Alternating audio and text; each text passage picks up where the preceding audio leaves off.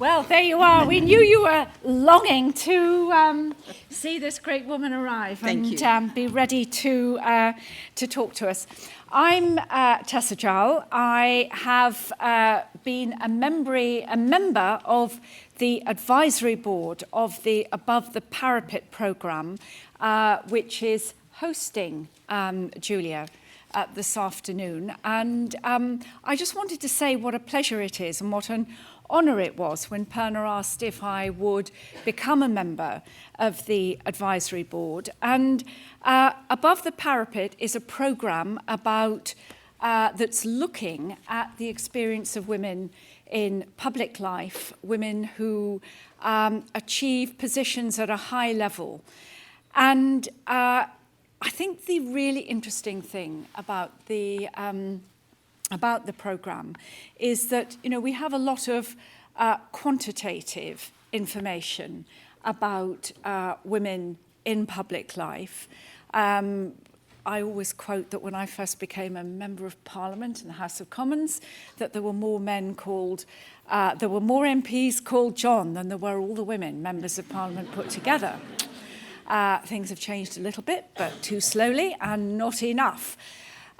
So I felt that this was a really important and well-timed programme, and I have to tell you I was not at all disappointed. And I'm going to ask Purna Sen, who has led the programme, who's a very good friend of mine, but a woman of great distinction, who's really been a lifelong campaigner and chronicler of the progress of women. And Above the Parapet very much arose from her passion and has been very much inspired by her and the women that you've been able to interview. So, Purna, I'd like you to say a little bit more about the programme before we move swiftly on to Julia.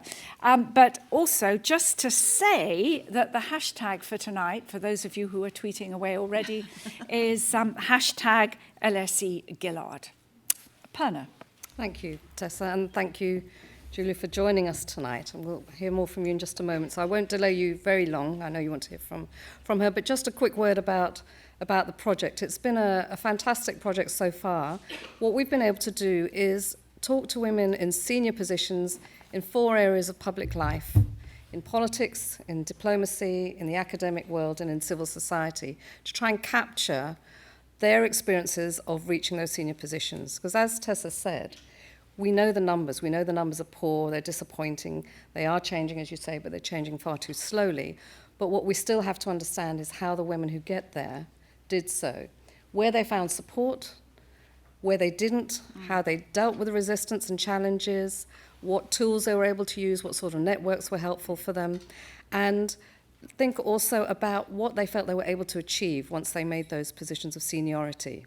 So we aimed to do about 40 interviews with women in those positions when we started. But we've had so much interest, we're actually going to be having 80 completed interviews by the time we stop next week. We were also able to raise money to have a program of visiting fellows. And Julia is in that part of the program where we've had Joyce Banda, first president of Malawi, woman president of Malawi. We've had President Rosa Otunbayeva from Kyrgyzstan. We've had Professor Sylvia Tamale, the first woman dean of the law faculty at Makerere University in Uganda. We now have Julia Gillard with us, the first woman to head government in Australia. And on Thursday, our last visiting fellow arrives, and that's Professor Ruth Simmons, who was the first woman and the first black person to head an Ivy League university in the States. And if I may, I'll just flag now that next Tuesday she will be giving a public lecture about her experience, which I hope some of you will be able to join us for. We've had this fantastically rich now database of women's experiences and stories and accounts, and we are now totally immersed in analysis of all that material. And we will hope to be sharing with you and everybody else who's interested, hopefully, more information about our findings. If you look at our website, which you can find through the LSE website, you'll see where we're up to You'll see a little bit about the women we're interviewing, and you will be able to follow the progress as we move towards conclusion and dissemination. One of the things that would be really helpful to hear from you, we're not asking any more for suggestions of women to interview because we've got a fascinating, rich pool there, but we are interested now in focusing on dissemination. Who do you think we should be sharing our findings with?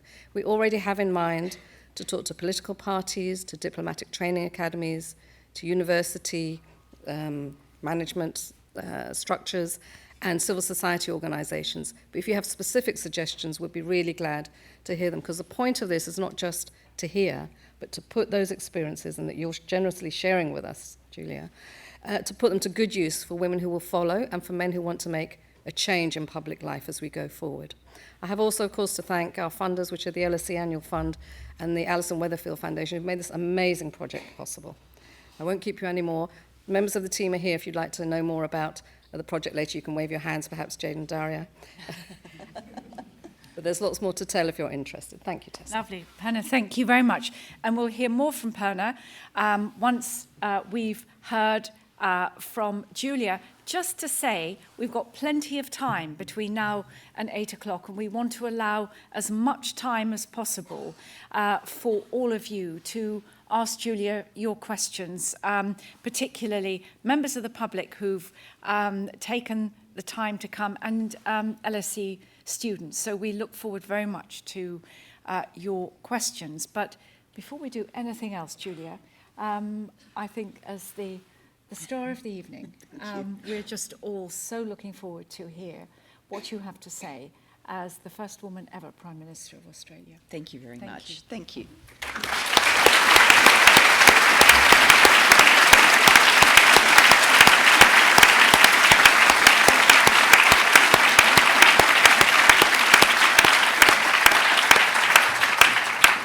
Thank you very much. Thank you to Tessa and to Purna. A big hello to everybody in the audience, and to all the Australians here, a big g'day. It's great to be here with you. I have had the absolute easy bit to do here. Purna has described to you the nature of the research that is going on. From my end, what's it been? Well, it's basically been getting interviewed by Purna, who asks very good questions, and then just talking about my experiences. So let me acknowledge who's putting in all of the intellectual labour and hard work. It's definitely not me, it's Purna. So I've spent yesterday and today with Purna and her team talking about my life, my experiences as the first woman to lead the Australian nation. And that's led me to reflect on a number of things that have made a difference for me in my life, and a number of lessons that I'd like to share with you this evening. And then I'm hoping to get into a great conversation. But many of these reflections and reminiscences have certainly been sparked by Purna's very good questions. For me, the story starts actually here in the United Kingdom. I was born in Wales and was a migrant to Australia in 1966. I was 4 years old, so you don't have to stress your maths. That means that I'm turning 54 this year. And the first thing about gender, about opportunity in my world was really the environment in my family home. My father, my mother, my sister and I, there were only girls in our family. And from those earliest days in my family home, we were always taught that we were the equal of men, that we should aim big, that we should aspire to a future career, that we should study hard and we should go to university. We should set our sights on that kind of future for ourselves. It's a future that neither of my parents had enjoyed. Both of them, for different reasons, had left school at a very young age. Now, all of that might seem self-evident standing here today, that a mother and a father would impart that degree of ambition to their young daughters, but there was nothing self-evident about that in the 1960s and 1970s. In many families, the lessons taught to girls in their family home at their earliest age would not have been about ambition. It would have been about their lives centring entirely around being a wife and a mother in the future. future. So the first lesson I've taken out of my own life experience is how important it is for all of us to encourage children, girls and boys, to aim high and to aim without any gender differences. It's one thing to be taught that you should look for opportunities for yourself in life, that you should aim high. It's another thing to go out into the outside world and find those opportunities. And for me, the place that started a lifetime of opportunity was the local government school at the end of the road that I did my education in. I'm of that generation that schooling was zoned, that you actually had to go to the local government school in your zone. I went to the local infant school, primary school, and then to the local high school. And fortunately for me, they were great quality schools. Great quality schools. I get the opportunity now to return to my high school. Sometimes when I do, disturbingly, someone gets in the back of the archives and pulls out one of my old report cards, which is never a particularly pleasant experience, but they were great quality schools. And I've been conscious across my life, what if these lessons in my family home about ambition had not been met by the opportunity to have a great education? What if my parents, as migrants, had selected a different suburb in Adelaide to live in, not knowing particularly much about the geography of this new city? What if the suburb they'd selected had been a suburb that didn't have great quality schools in it? What would that have meant for the rest of my life? And so the second lesson I've taken with me during my life, and I think is meaningful as we talk about gender and opportunity, is not only do we have to teach girls to aim high, we've got to make sure that for all children, boys and girls in our own nations and around the world, that they can find that foundation stone of a great education. And it was that drove me so much when I was Prime Minister and continues to drive me still in my life beyond being Prime Minister. And then the third lesson of my life was that if you raised your voice against something you perceived to be an injustice, people listened and you could make a difference. I've been reminiscing about the first time I ever raised my voice. It was in primary school, where through child eyes I perceived an injustice, and this grand injustice in my view was that at the end of art class it was the girls who were asked to tidy up all of the paint and all of the plasticine and all of the thrown around glitter in a primary school art class, and the boys were simply dismissed to go to recess. So I raised this burning injustice with my mother, who said that I should speak to the teacher about it. And I did speak to the teacher about it. You know, found a bit of bravery, a bit of courage as a primary school student. And really, you think the harried lives that teachers live, you wouldn't have been surprised if the answer from the teacher was, go back to work, not listening to it, who cares, get on with it. Fortunately, the response from the teacher was, that's right, we should all be doing the tidying up, and thereafter all of the students in the class had to tidy up the art room. I don't have a precise recollection of how popular or unpopular this made me with the boys in the class. I suspect perhaps I was saved that because my art teacher didn't point to me as the cause of these new arrangements. The next time I raised my voice was in university when, having got the great privilege of going to university, there were some government cutbacks which I thought jeopardised both quality and access in the future for students. And so I got involved in the student movement, raised my voice, went to protests, actually spoke at a protest. As I said to Purna when I was being interviewed, this was not a rally, of overturned cars on fire and, violent engagement. My mum and dad came to hear me speak at this rally. It was that kind of, issue-raising protest. But the then Conservative government, not only because of the protests, but obviously the reaction of universities and academics around the country, did back down on some of the changes. So the third early lesson in my life was you could make a difference. And I do wonder if my early experiences had actually just run into a brick wall of resistance, whether I might have walked away disillusioned, deciding it didn't matter if you raised your voice, you couldn't make a difference.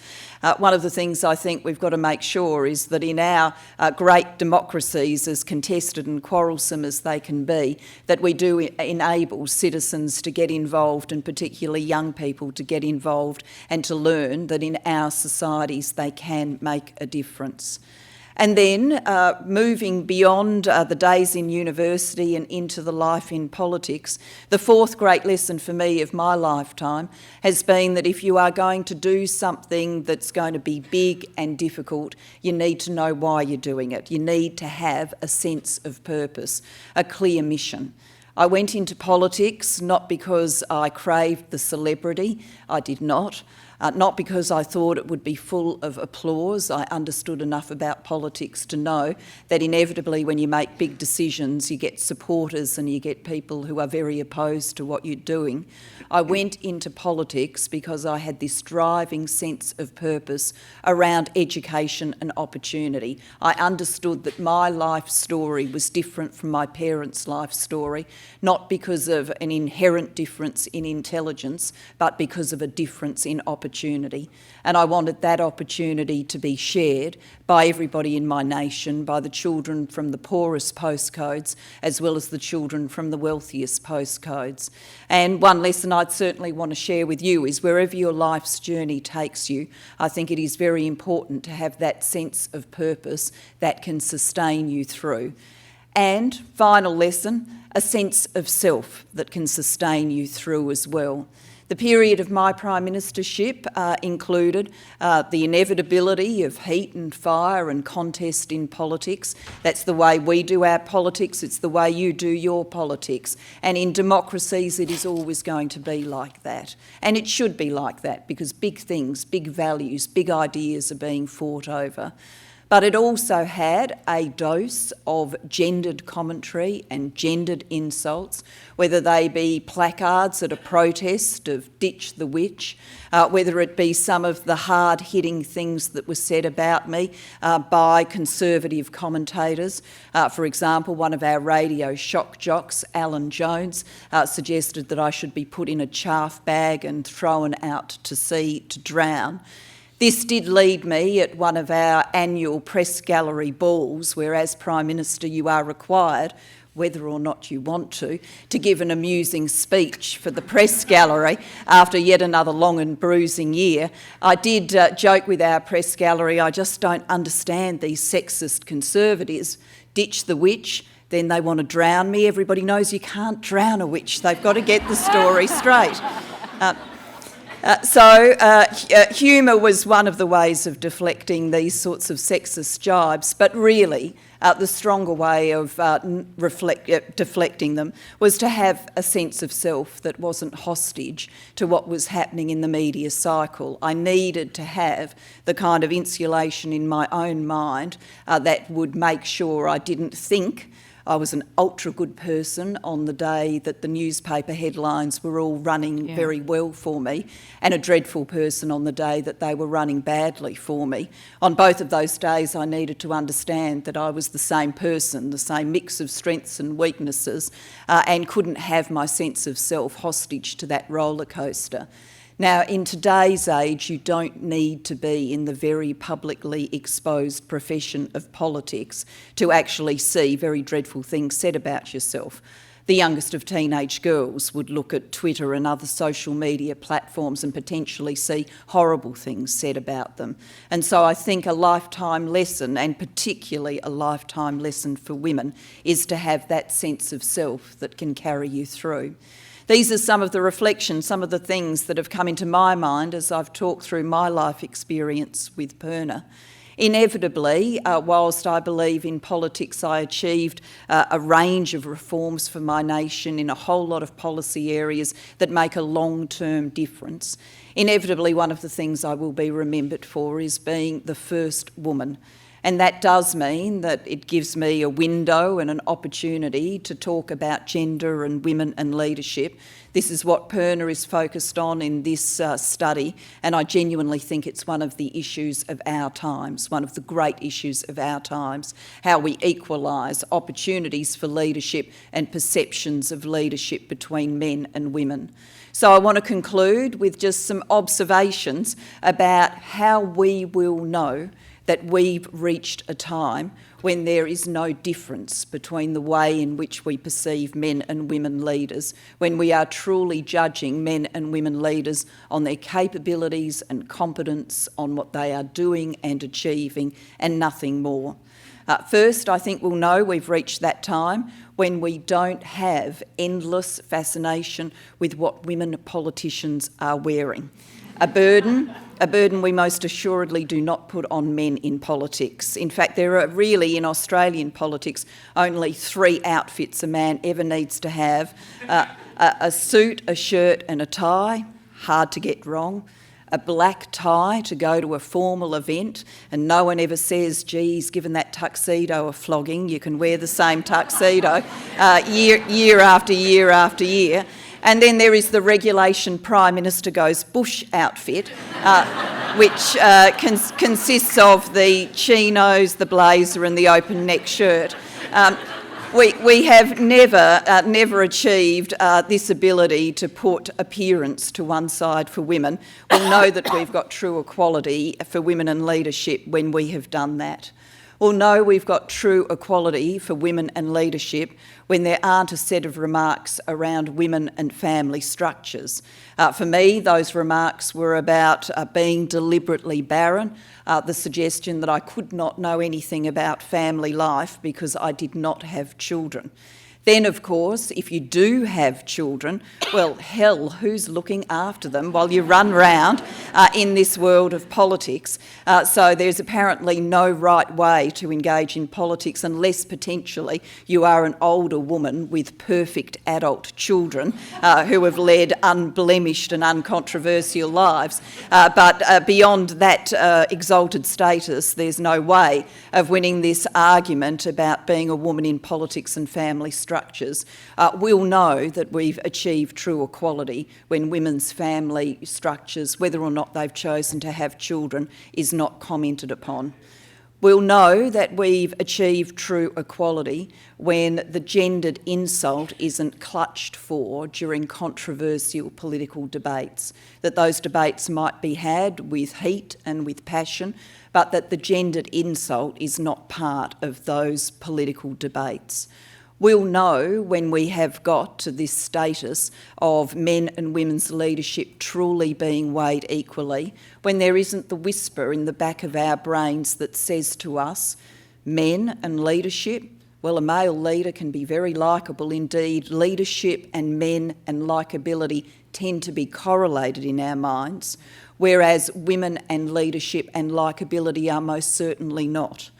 The assumption, I think the sexist assumption that still whispers to us all, the cultural stereotype, is that if we see a woman in a leadership position, a woman who is issuing instructions and commands, who has authority, it's pretty easy to conclude somewhere in the back of your mind that she must have given up on those female traits of empathy and nurturing. She must be pretty hard-boiled. She must be pretty ruthless. She must be a bit of, and I'll let you supply the next word that lies in that very commonly used sentence.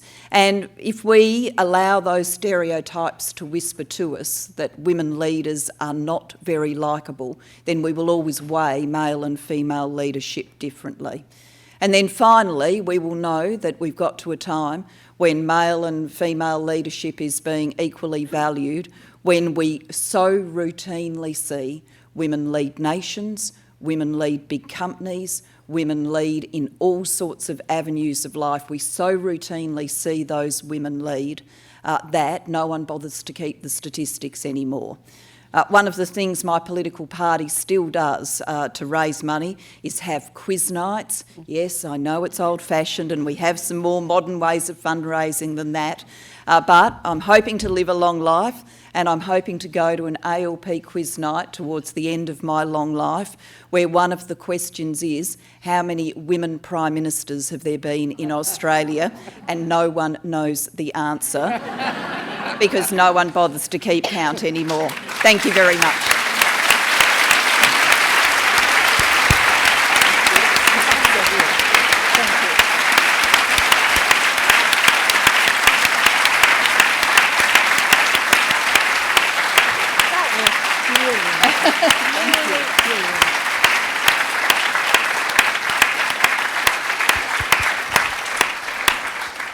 Julia, thank you very much indeed. My goodness me, wasn't that inspiring? I just want to know who, can we see the Australian contingent here? Can you put your, oh my goodness me. All right, well, keep your hands on, let me take a photo. Yeah, okay, Purna's going to take a, this is a kind of inverse selfie, isn't it? But, all right, let's have your hands up. I think we need some positive discrimination in favour of Australian questioners. Well okay, done. I've got it. Great. But as the director of the Above the Parapet programme, it's for Purna to ask the first question, and then we'll open it up. Okay, Purna. thank you very much. And thank you, Julia. What an amazing way to kick us off tonight. And thank you so much for making time for the project. It's really appreciated. You've talked about yourself as a really strong, motivated person with a strong sense of self. You talked about that tonight and how necessary that was to do what you've done, and is very driven. First woman to head the Labour Party in Australia, the first woman Prime Minister. What was it, or what is it about the world of politics that stimulates and challenges and pleases you? And what was added to that by becoming Prime Minister? That's a great question, and inevitably in discussions like this we focus on some of the downsides associated with gender and politics, and so we should, because we've still got to research them, we've got to think about them, we've got to understand them. But it's always important from my point of view to focus on the great upsides that come with being involved in politics. You know, amongst the various experiences I had in my life, I was a lawyer for a period of time doing employment law.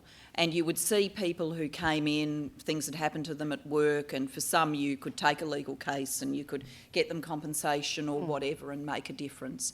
But there were lots of people who came in with very bad tales of things that had happened to them, and you couldn't do anything for them because the law wasn't in the right shape. Yep.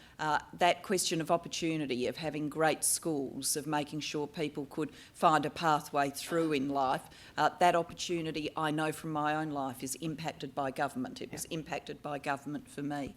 So the great delight in politics is you get to identify something that is wrong with your nation and make a difference, resolve it. Maybe not wholly resolve it, but at least, you know, take a step forward.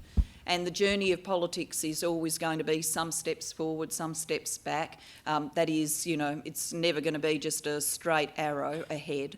But I found my greatest delights in politics were delivering the policies and plans you knew that not just the next year, but for 5, 10, 15 years later would be making a real difference. And as Prime Minister, you know, sort of first amongst equals, Prime Minister, you do have a stronger say, a louder voice in the debates and discussions that shape the policies in your nation, and more authority and ability to drive that change than any other minister sitting around the table. Not untrammelled authority, because a good government always has to work as a collective and share views, but a great deal of authority. So for me that meant that I could do more of what I believed in. Do more of it. Do more Fantastic. of it. Good. Shall we go to the audience, and who'd like to ask the first question? And can I ask you just to say who you are and perhaps where you're from, whether you're a student here or whether you've come out of interest, and whether you're Australian or not? I've got some Twitter questions to add in as well. Well, thank you very much, Prime Minister Gillard. I am from Pakistan. I'm a postgrad student doing law and accounting here. And I'd like to, I'm not sure, how did you manage the boys' club? Even at LSE, while working in groups, I started noticing, I just used to think that in Pakistan, it's a boys' world and a women's world, if there is any women's world at all, other than the household. But even in professional domains, I could see polarity. And I saw that the objective was being lost. In the world of politics, there is a particular goal and objective. And how, as a leader, were you able to, despite being a female, stop that segregation happening and focus the energy towards the accomplishment irrespective of the gender? Thank you. Okay, thank you. That's a great question, thank you. And I would firstly say that in so much of what happens in politics and happened in my world, that it's not about just the reaction or work of an individual woman. It's about the sort of broad group. And so when I think, for example, of the cabinet that I chaired in the government that I led, we had a number of women sit around that cabinet table.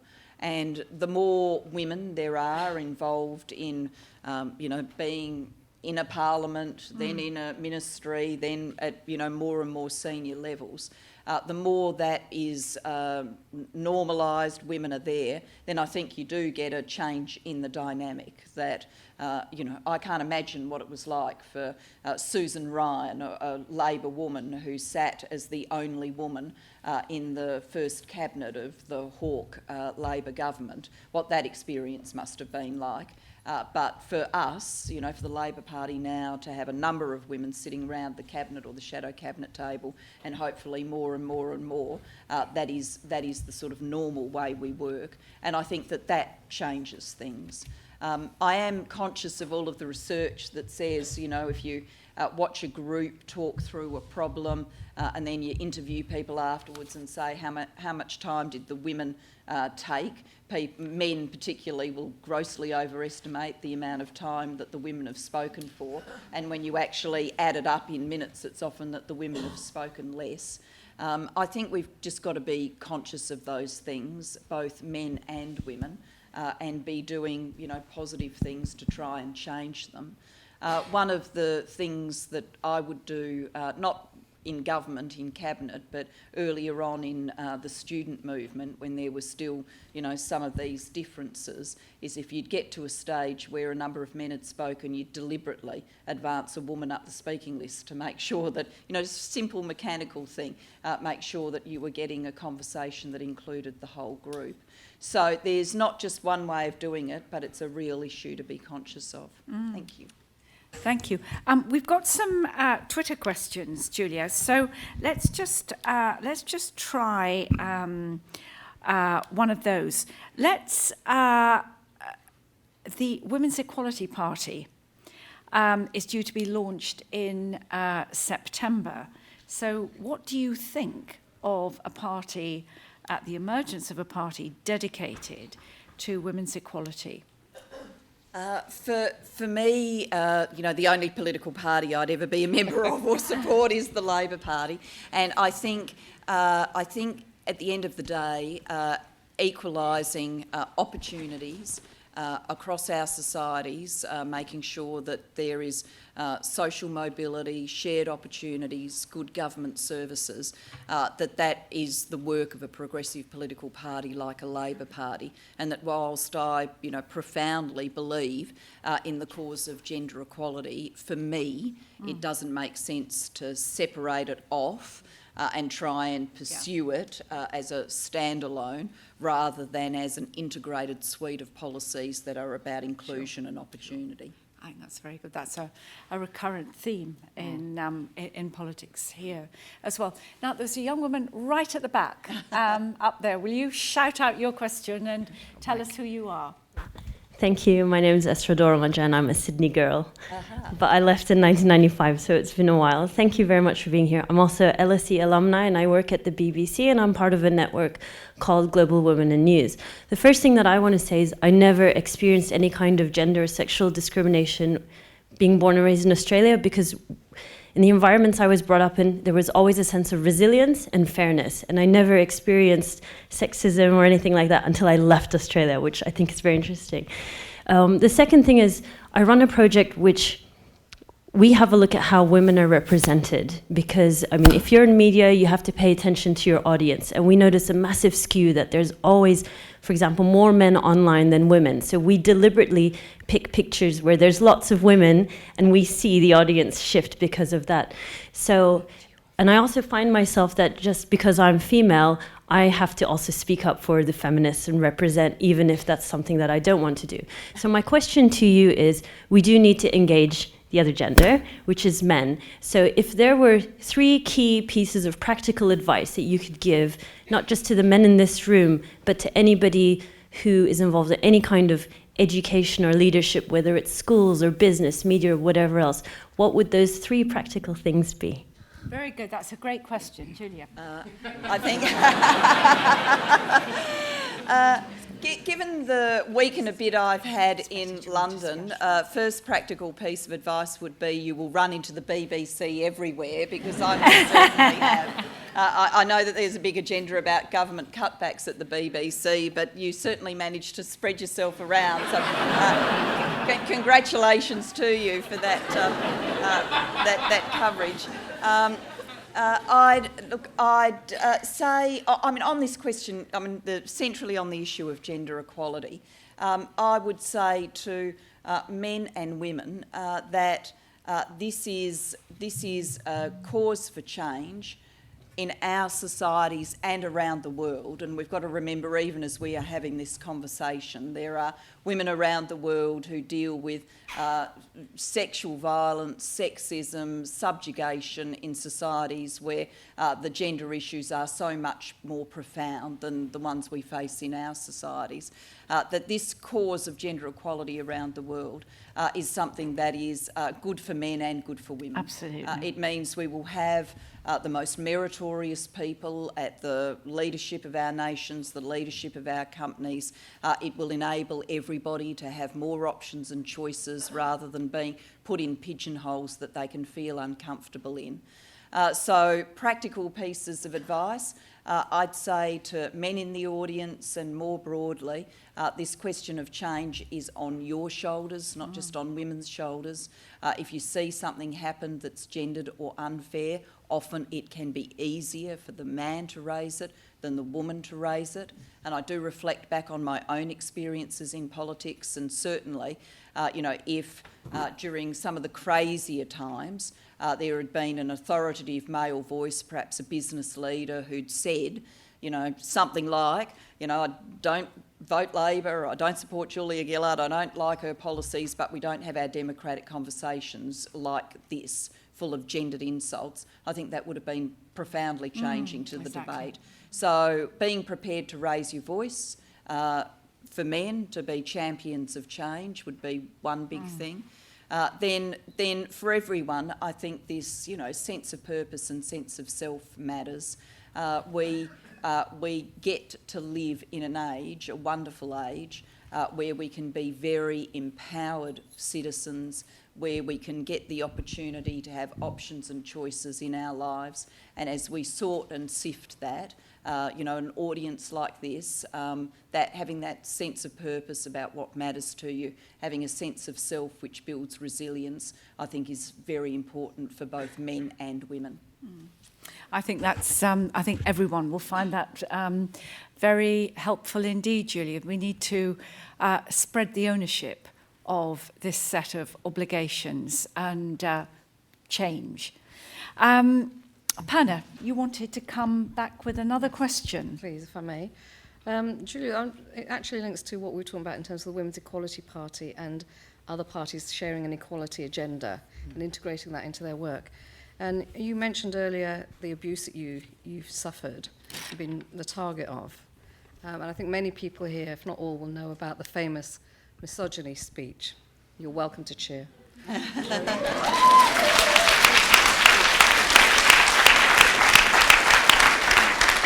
But what people may not know about is that you were involved in crafting your party's affirmative action policies and in founding Emily's List in Australia. Perhaps you could share a little bit about how that came about and what impact it may have had so far. Sure, I'm happy to talk about that. I stepped into political activity through the student movement, got more and more involved in the Labor Party, lived in Victoria under a Labor government which ended up led by a woman, Joan Purna. Unfortunately, we recently lost Joan, and that loss is, to be very much grieved. But there was a, time when I was a sort of young Labor activist that you could look at this government run by a woman, lots of senior women ministers, and you could say to yourself, this gender stuff, it's basically fixed now, like it's on its way to fixing itself. There's lots of women around and, it's all fine. And then when that government had a very hard defeat, a big defeat, we were pushed right into opposition, lost lots of marginal seats, we're back to our sort of bedrock vote. When that happened, you looked again at that Labor caucus and there was only one woman. So all of the women had been in the marginal seats, and on a bad turn of the political cycle, they were out of Parliament. And so Joan started a campaign at that point to change the Labor Party rules, so there would be an affirmative action target, so women had to get a fair share of safe seats, and to create an organisation called Emily's List, which would be pro-choice, pro-equity, and would support and fundraise for female candidates, for Labor women candidates. And I really got to do some of the things that helped Joan achieve that, some of the drafting and lobbying and setting up work. Those things have made a difference in Australian politics. It's meant that Labor has more women in its ranks, and it's meant for many Labor women that there's a support network which offers them, money, because being a political candidate costs money, but also mentorship and support. So I, would recommend these as things for people to think about, no matter what side of politics. I think it would be good if conservative political parties thought these issues through as well. When we did that, the big argument against it, the big argument was it's a distortion to merit. If you have a rule, if you have a target, then it's a distortion to merit. To which one wanted to do the very simple retort, have you had a look round here lately, like all of these blokes got here on merit, did they? But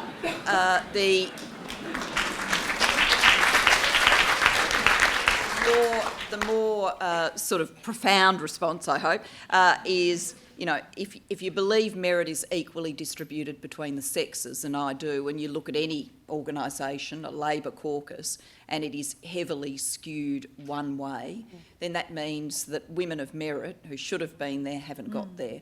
And why would you, in the hard world of politics, not want to field your best team? The best people to be in your parliament, the best people to be in your cabinet, and then in other worlds, the best people to be the leadership of corporate boards, on judicial benches, leading civil society organisations, and the list goes on. And we won through on that argument. I think on the conservative side of politics, that argument is still relied on and falsely put to prevent there being a wave of change, and we do need to see that wave of change. Okay, thank you. Yes, woman in the front. Tell us who you are. My name's Christina. I interview inspirational women. I'm a great admirer of Julia because of A, she's an Australian, B, she's a feminist, and C, she's an educator. And so much of what you said resonates with the kind of things that I'm doing. But I want to take you back to your primary school experience. And you said, I raised my voice.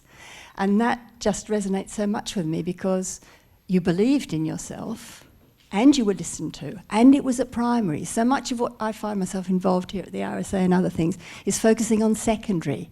It's a bit late. Could you say something about the importance of primary education? I think it's never too early to learn how to not raise your voice in the sense of wild misbehaviour. I certainly come from the generation that had pretty strict teachers. I mean, you half loved them and half feared them, and in many ways it was a pretty good mix, the love and the fear. They inspired, but you certainly behaved. But I think even in that environment, it's good to say to children if there's something wrong that they should be able to talk about it and to be taken seriously if they do talk about it. Now, how you systematically build that into a curriculum or teaching practice, people who are wiser than me on schools and how they should be run can probably puzzle their way through that. But, I would hope that that's a capability we are trying to give all of our daughters and sons, and a capability that then follows them into secondary school and across their lives. Thank you. Should we go to another Twitter question and then we'll come back to you? Julia, Mark Dodd asks, what's the best piece of political advice you ever received? Well, I'd say one of the best pieces I ever received, actually from a Brit, so it seems very appropriate to refer to it here. A man called Alan Milburn, who... well known in this audience. No, we all know Alan, yes. He came and assisted as a campaign strategist on our 2007 campaign, the campaign where Kevin Rudd, as Labor leader, led Labor out of opposition into government at the end of a long-term Conservative government. So I first met Alan then. I think he subsequently authored a book which may have been entitled something like How I Won the Australian Election. So there may be some contested accounts about who was responsible for what, but he then came back to assist me during a very difficult campaign, the 2010 election campaign. But even before he came back to assist me in that campaign, when I'd first become Prime Minister, he'd given me some advice and said, you should write down your sense of purpose, what it is that you want to achieve as Prime Minister. You should carry it with you. On the worst of days, you should get it back out, you should reread it, it will be steadying for you, it will be galvanising for the people around you, everybody will know what your purpose is. And so even though, I became Prime Minister and there's just so much work to do and we were quickly going to go to an election campaign, I did spend time writing out that sense of purpose, and it was very important for me. And I did keep it with me, and during some of the darkest days in government, I did get it back out and read it again. I reported to Alan that I had done as he advised, and in a somewhat astonished way he said, I've given that advice to a lot of political leaders and you're the only one who's ever done it. So chalk that up as one success for Alan Milburn, and I think a very good piece of advice. Well, I agree with you. I think Alan is a good friend of mine. We served in cabinet together. And I think that the point about that advice, which may not be wholly original, but the point about it is that it gives you a very strong sense of your strategic purpose as opposed to rather more short-term tactical response. The first being good politics, the second being, much weaker, less convincing politics occasioned by circumstance. Of course, you need to be tactical at times, but I don't think it works unless it's underpinned by a very clear sense of strategy that expresses your sense of purpose. Purna, would you like to come back next? And then, yes. In order that we have gender fairness, you're next. Yes, Julia, you reached the highest political office in your country, and you suffered for it as well as being able to have a position of authority, which you spoke about earlier. You said on leaving office that you knew now it would be easier for the women who followed you. In most countries, minority women fare less well than majority women. In Australia, the first Indigenous woman to be elected to federal parliament didn't get there till 2013, Nova Peris. And she had your support, I know that. What's the legacy you feel you'll leave for Indigenous women who have a sense of self, who are brave, who are courageous, and who are politically motivated in Australia? Yes. First and foremost, for Indigenous Australians, there's still a big agenda for change about making sure that people have got the supports and services and opportunities, which means that we don't see big gaps in life expectancy, big gaps in educational achievement, big gaps in employment. When we were in office and Kevin as Prime Minister led this process, he created an agenda known as Close the Gap. So he delivered a very historic apology to Indigenous Australians for practices in which children were taken away from Indigenous families, and then followed it up with this very practical agenda of change to close these gaps, the life expectancy, health, education and employment gaps. And that agenda was worked on night and day by a very talented minister called Jenny Macklin. So all of that practical work needs to happen and continue to happen. And alongside it, there needs to be the, inclusion, the inclusion of people, the sense that all the doors are open for people to come through, Indigenous men and Indigenous women, and to be involved in representative politics. Labor internally has tried to make sure that there are some particular structures to bring Indigenous Australians into our internal debates and processes. I wanted to accelerate some of that rate of change. It deeply troubled me that the Federal Labor Party had never had an Indigenous person serve, not across all of Australian history, serve in the Federal Parliament, and so I supported Nova to be the first woman. So the other side of politics had some Indigenous men serve, but Nova is the first woman.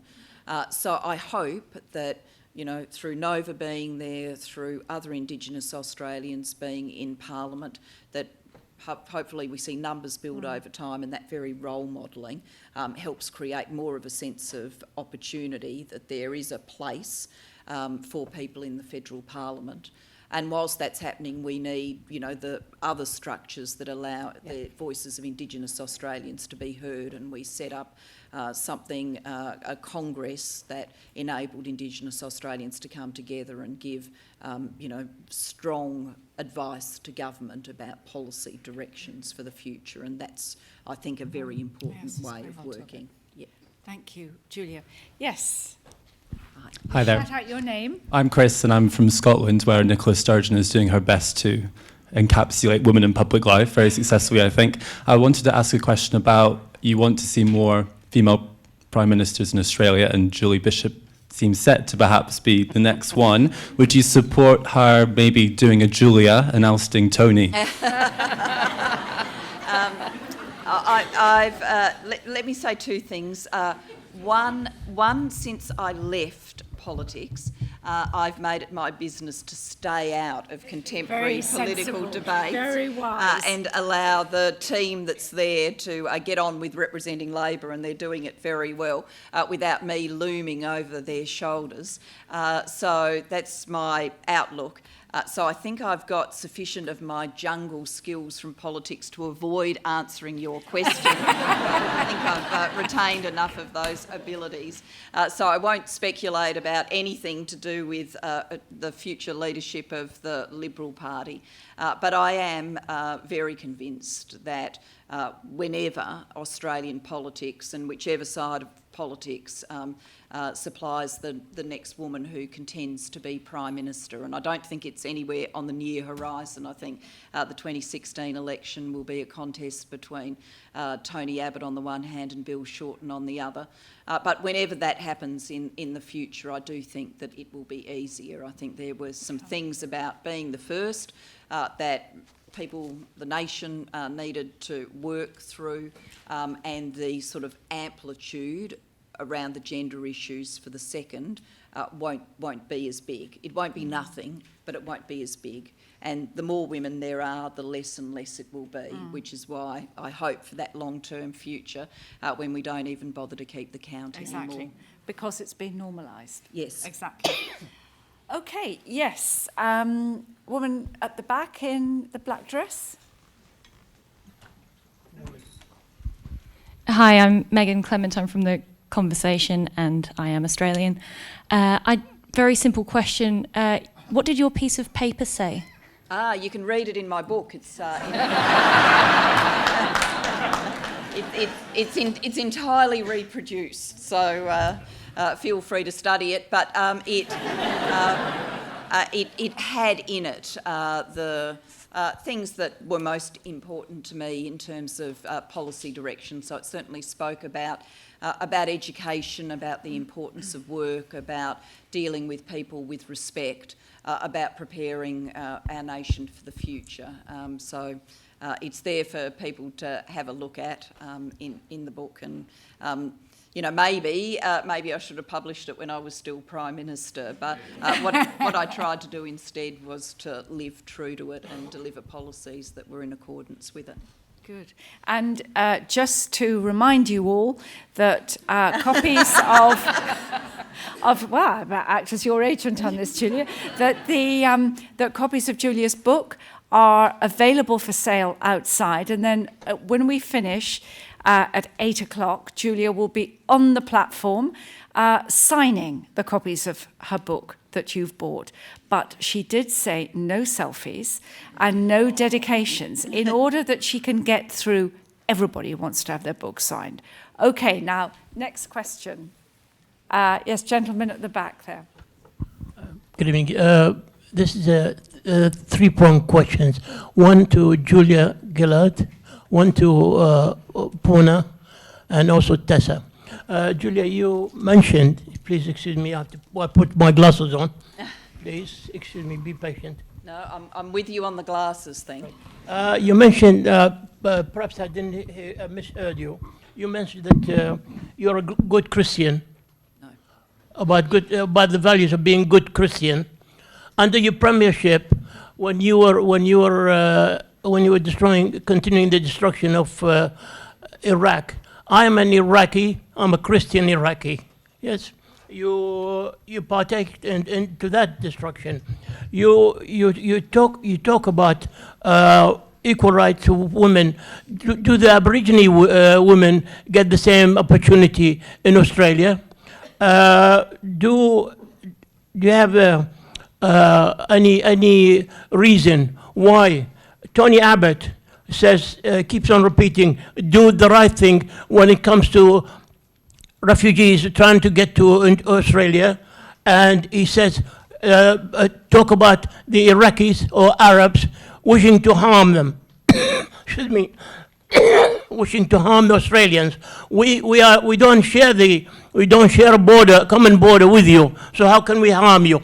You speak quite eloquently about other aspects of the life for women in Europe. Have you ever been to Cuba? Have you ever been to Venezuela to see how women operate in there? You are Prime Minister into the war which Tessa Jowell agreed on, and Dr. Purna, have you been to Russia to see how the women are operating there?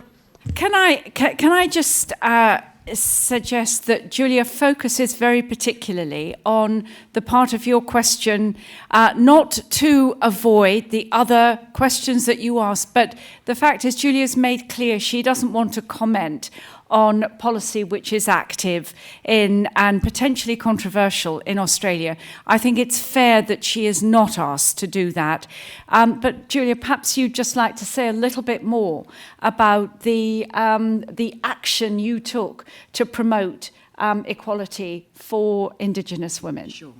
Thank you. Thank you for your question. You've obviously raised a set of issues, a set of foreign policy issues. Just in terms of Labor's heritage and decision making in relation to the Iraq War, a different decision was taken here in the UK. But in relation to the Iraq War, Australian Labor opposed that war and opposed being involved in it. On questions of equal opportunity for women, of course I believe that there should be equal opportunity for women around the world, including all women in Australia, including Indigenous women.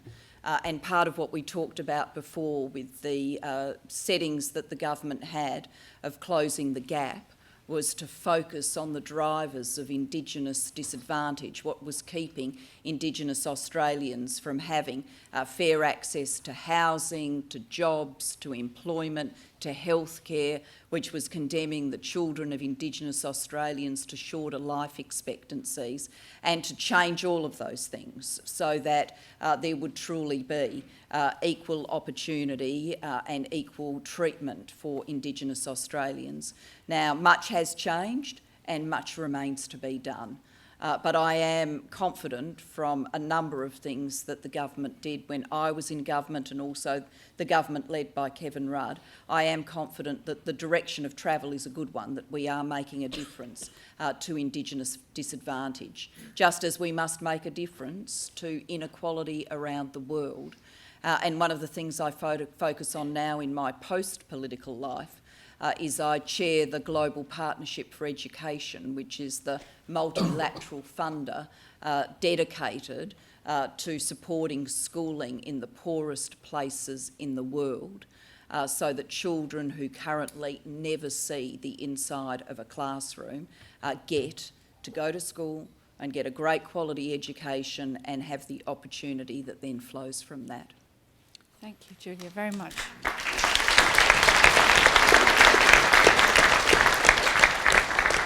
Yes, gentleman here. Thank you. Thank you.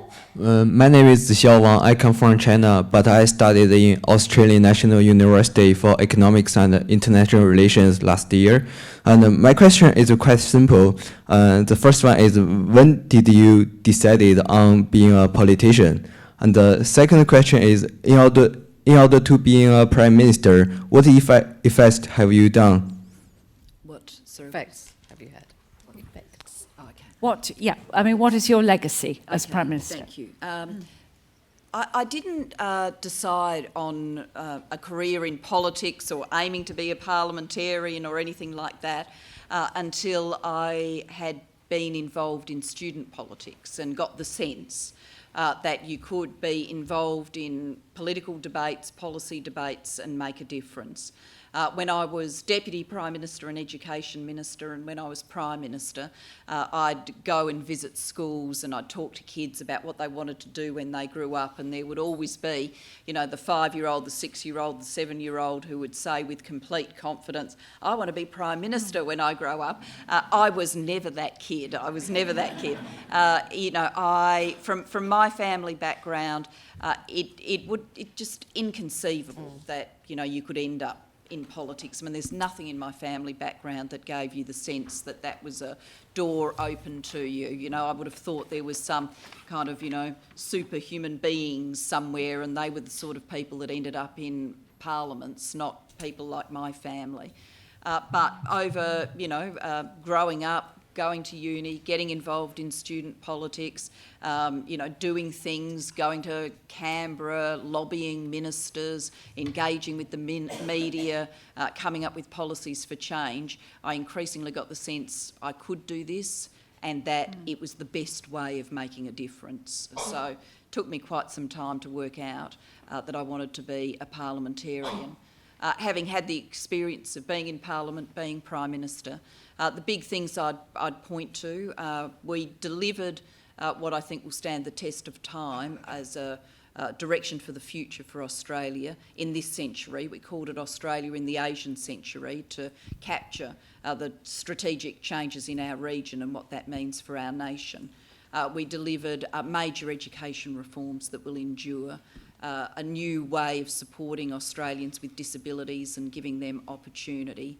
I delivered an apology for people who'd been the subject of forced adoptions. I started a royal commission to inquire into... Thank you. I started a royal commission to inquire into how we can keep our children safer, what we can do to address child abuse in institutional settings, because so much had come to light about abuse of children in the past. We put a price on carbon. Yes, it's been repealed, but I'm confident it will be back. And we made some big foreign policy changes, including a new set of arrangements with China, which will make a long-term difference for Australia and for China. So, you know, these are all things that I've got the opportunity to do, and I'm proud of being able to have done them and delivered them for the Australian people. Good, thank you.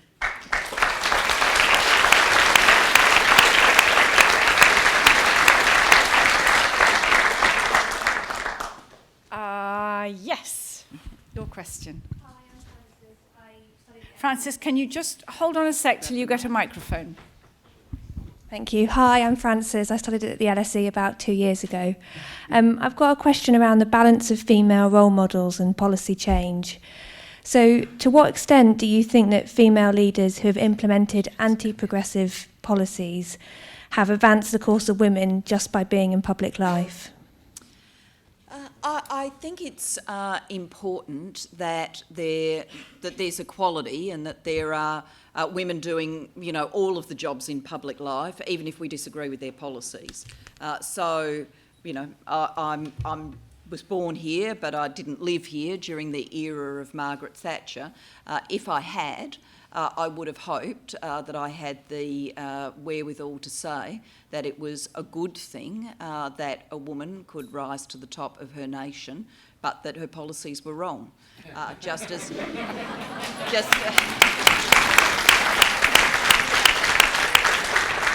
I would have said for a number of Conservative Prime Ministers in this nation that I didn't hold anything against them personally, but I didn't agree with their policies. So, you know, I think we're only going to see true equality when it is, you know, possible that women come through on all sides of the political contest, not just one side.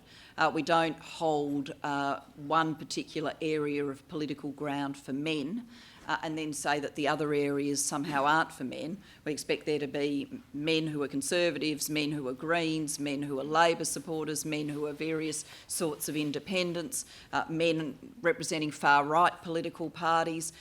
You know, I think equality for women means that they'll participate with all sorts of political views. That doesn't mean that I, as a Labor supporter, wouldn't continue to campaign for the things that I believe in and the values that I hold dear. Julia, we've got another, the questions are coming in on Twitter. Are you in favour of quotas on corporate boards? Well, when we were in government, what we did was we tried to create an expectation about change in corporate Australia. For government, we said that 40% of the positions that government appoints, and governments obviously appoint all sorts of boards and agencies and regulatory bodies, that 40% of those positions would go to women, and we achieved that.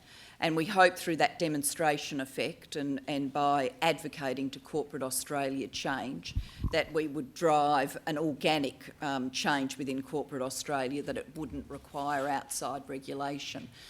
My view remains that it would be best if the business community self-responded, but if it doesn't, you know, and I think on this the jury might still be a little bit out, but if it's clear that there isn't a response, then there will come a time when the best way of resolving it is for government to regulate. Thank you. Yes.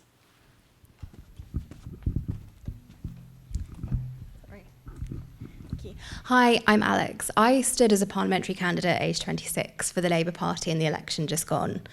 Often I would go to events and I felt like I was the only woman in the room, and especially the only young woman.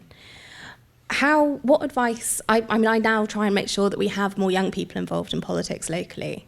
What advice or encouragement would you give to try and get more young people involved, especially young women, given it can be such a vicious and unpleasant world to be part of?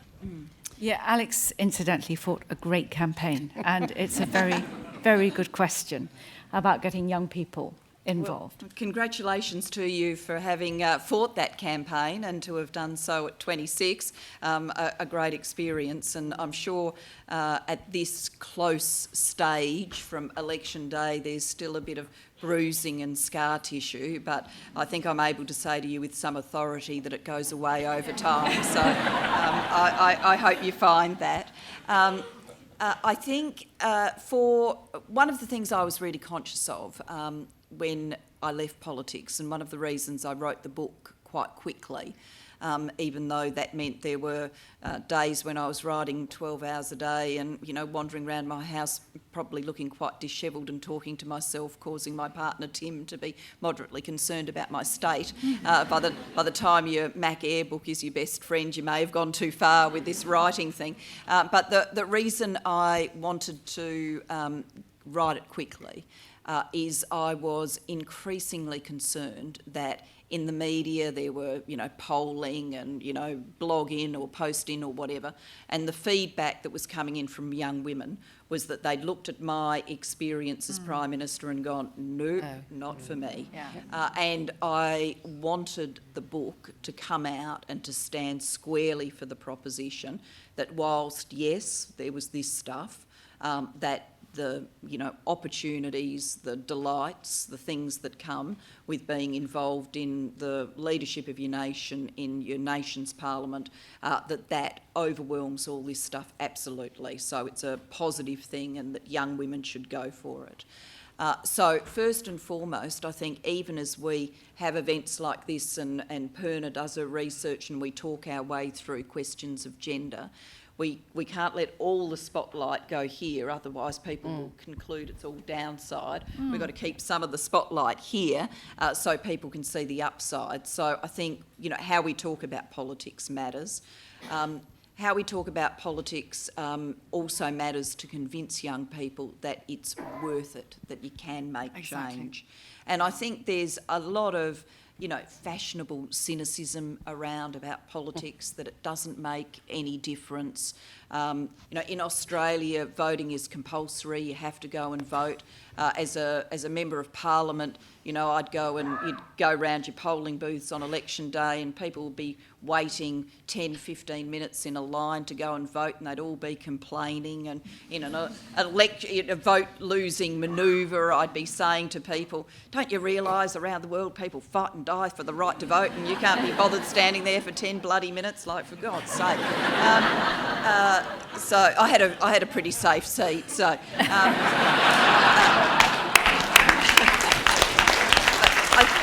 I think we've got to remind people it's a tremendous privilege to get to select who governs you around the world. Millions and millions and millions of people do not and do fight and die to be in the position we are. Who governs matters. Yes, exactly. And it matters practically, it matters for opportunity. You know, one thing from my own life story, I mean, I went to university because Gough Whitlam, a Labor Prime Minister, abolished fees. If he hadn't been there, then I probably wouldn't have got to go. And what would my life story have been? Well, who knows? But it wouldn't have been the same life story. So, you know, governments make a difference that impact people's lives, and that's worth getting involved in. And I think that sense of, to get that sense to young people about how important this contest is, because, you know, we'll all be long gone when you're still dealing with the consequences of policies that are adopted today. So it's so important that we have that dialogue with young people, and you, and young people like you are particularly well placed to do it. So once again, congratulations to you. That's fantastic. Well done, Alex.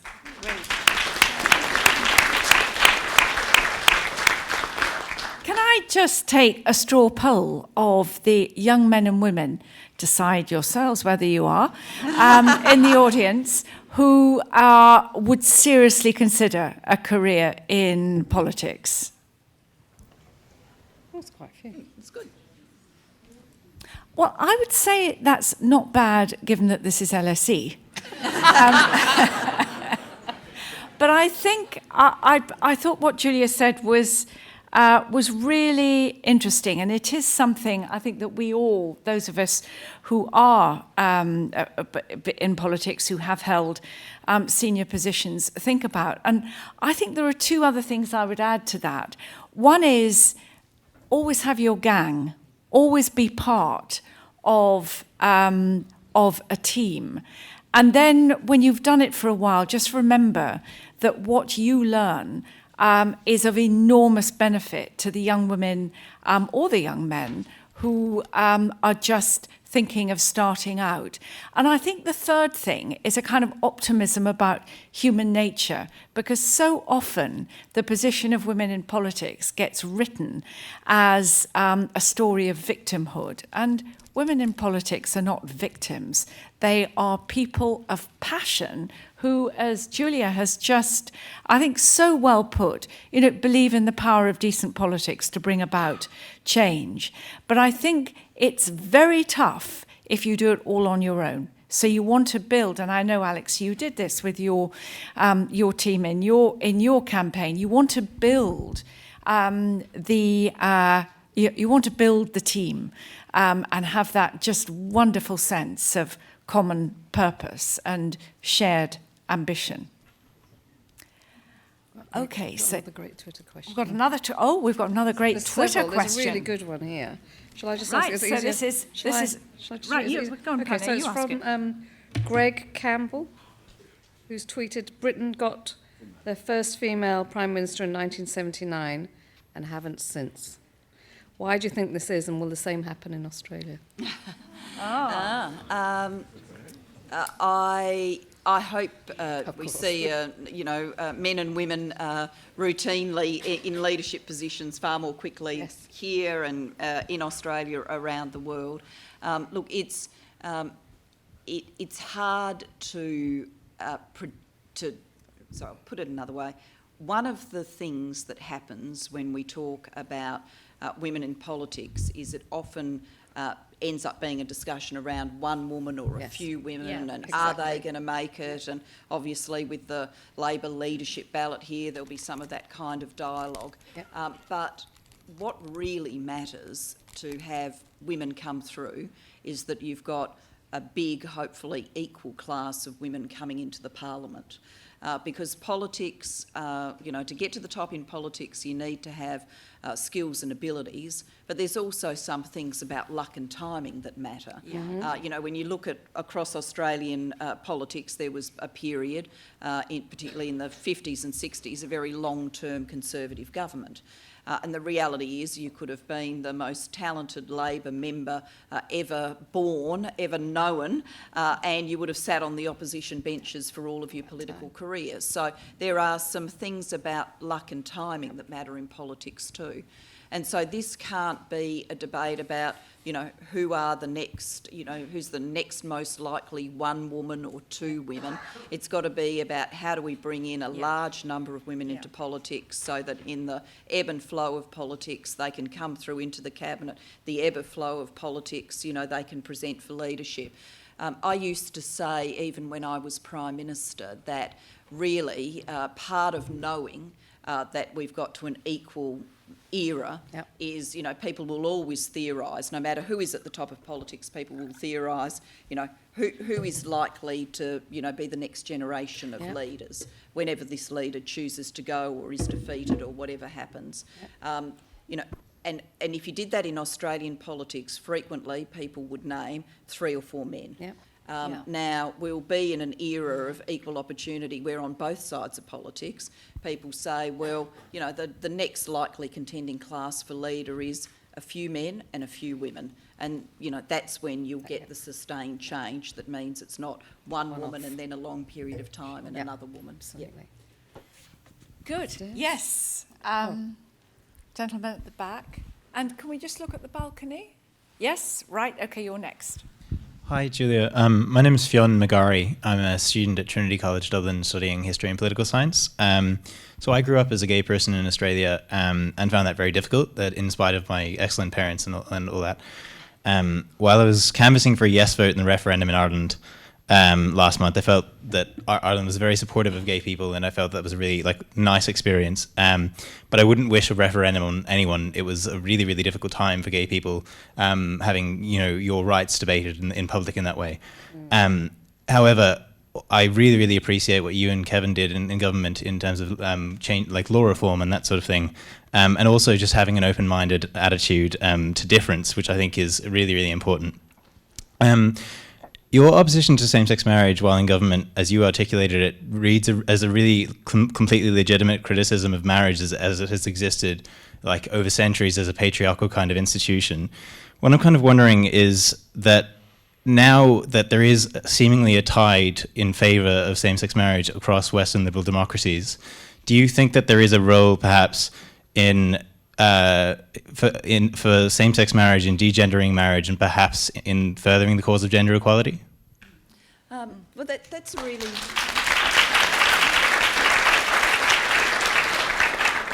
The referendum in Ireland was obviously much noted in Australia and around the world, so it's actually very interesting to hear... And a cause of joy, I'd say. Really interesting to hear your reflection on what it was like to have that as the decision-making structure for change. That's I haven't heard anybody say that before, so that's something to think about. Look, I think that there is a global movement for change here, and yes, I've got attitudes forged in 1970s and early 1980s feminism about marriage, and I've spoken about those publicly. I mean, if anybody had said to me, I mean, I'm not married now, but if anybody had said to me, back in my university days, something to do with your life is to walk down an aisle in a white dress given away by your father to another man, I would have said, yeah, let's try and have this conversation about what's wrong with that picture. So, yeah, I formed my views about some of these questions back then. But clearly, there is a global tide for change. In Australia, what will facilitate change won't be a referendum, but it will be a conscience vote on all sides of politics. And so I think that's the next, natural piece to focus on. When I was Labor leader, we made sure that the Labor Party had a conscience vote. Now there is calls from sections of the Liberal Party, our Conservative Party. I know it confuses people for the Conservative Party to be the Liberal Party, which is why I've always got to clarify. But now there are calls for the Liberal Party, from sections of it, to have a conscience vote, and it's really only when those calls are acceded to that you could see that there's a prospect for change in Australia. And what I think would certainly want to be something that's avoided is that it ends up a partisan issue where, one side of politics has a conscience vote, disproportionately says yes, and the other side of politics block votes and says no. I think if that continues to be the political cycle, that's a really negative one for any fair discussion. I think people will find it harder to work through the issues in that environment. So, I'd be moderately optimistic that over the medium term there will be that change and a conscience vote in the Liberal Party in Australia, but it's certainly, it's not there yet. It's not there yet. Okay, Julia. Now, yes, in the balcony, young woman, can you just wait? Can I just check who else wants to ask a question? Okay. What we may do, because we have to finish in about 5 minutes, is to take a number of questions together. Julia, if that's okay. Yes. Hi, my name is Tina. I'm from Belfast, and I'm with a group called 50/50 Parliament Campaign. There's an online petition, if you can all go and sign it, please. Basically, a three-part question. Given how few women vote here in the UK, do you think that, and maybe through not feeling represented in government and that their issues are not taken seriously, do you think that a 50/50 Parliament would make a difference to women voting if they could see people like themselves actually there as politicians? Also, do you think gender equality is a human right? And how can we get... One more question. Yeah. And how can we get closer to 50/50 in Parliament? Okay, thanks very much. Yes, you wanted to ask a question. Yeah, I'm Maria Ali. I'm from the Maldives. There's a mic coming, Maria. Maria, just there's a microphone. Yeah, Maria Ali from the Maldives. I used to be in politics, and I fight for women's rights and children's rights. And your talk has just inspired me not to give up. Just wanted to say that it's been very inspiring. Thank you. Oh, wonderful, Maria. Thanks. Thank you. Anybody else? Yes, this is going to be our last question.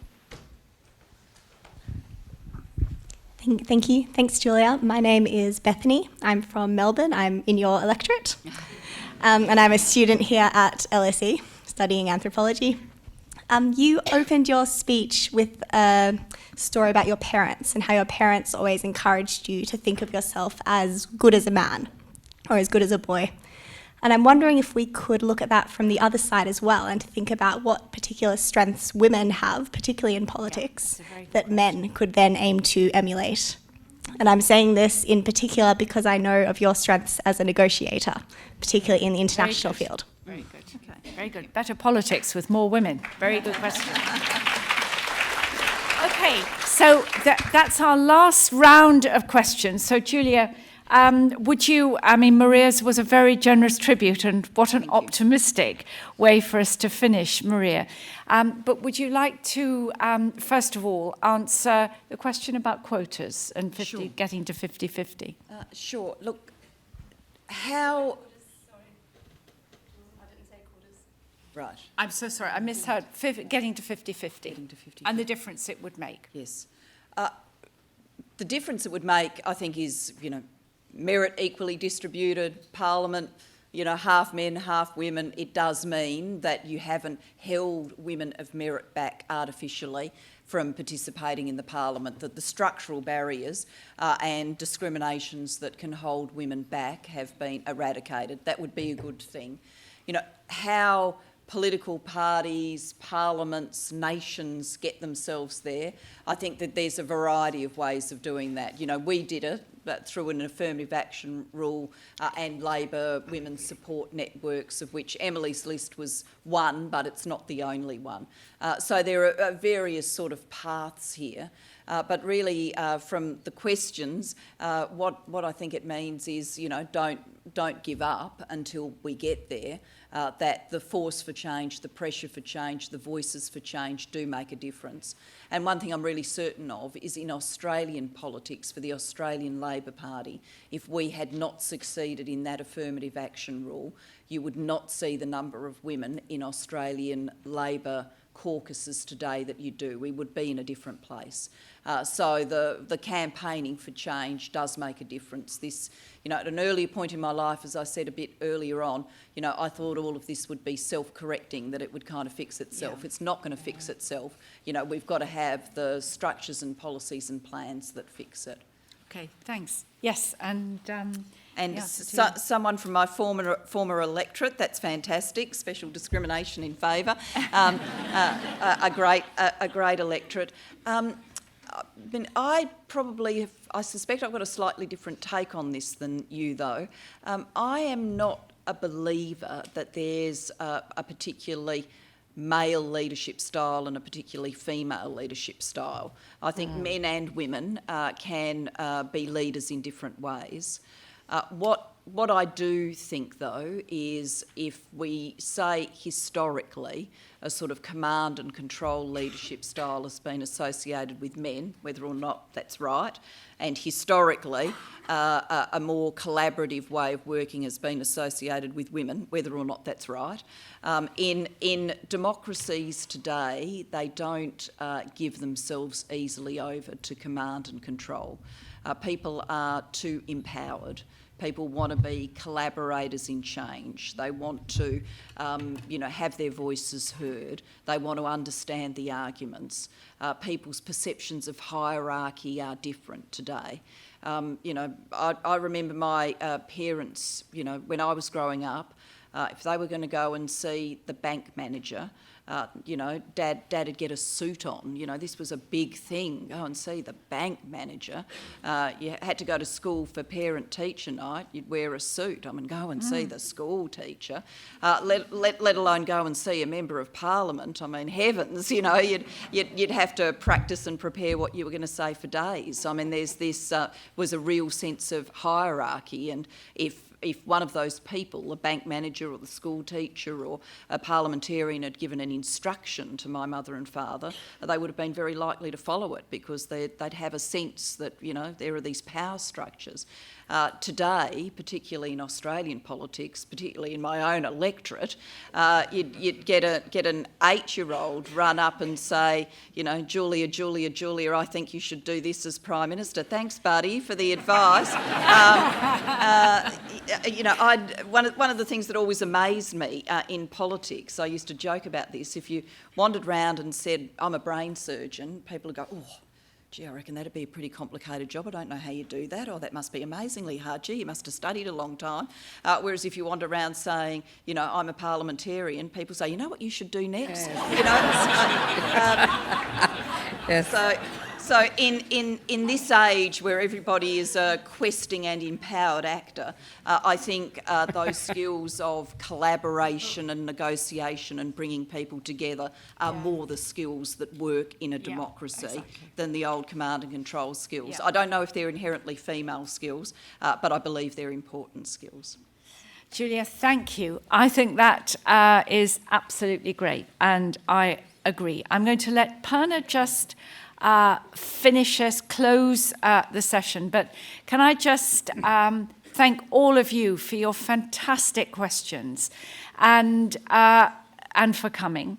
And can we all thank you, Julia, for challenging us and inspiring us, telling us your story in a way that fills a lot of the gaps, I think, that even those of us who are close watchers perhaps didn't realise. And I think it's very hard to believe that Julia Gillard is over as a public figure in her country.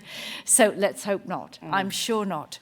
But thank you so much for sharing so much with us this evening. And Purna, you just bring this to a close. Yes, all I wanted to do is again to thank Julia for making time for us here in this project, which has been really, really incredible to have your undivided attention, as you say, to answer a million questions that I've thrown at you, I'm afraid.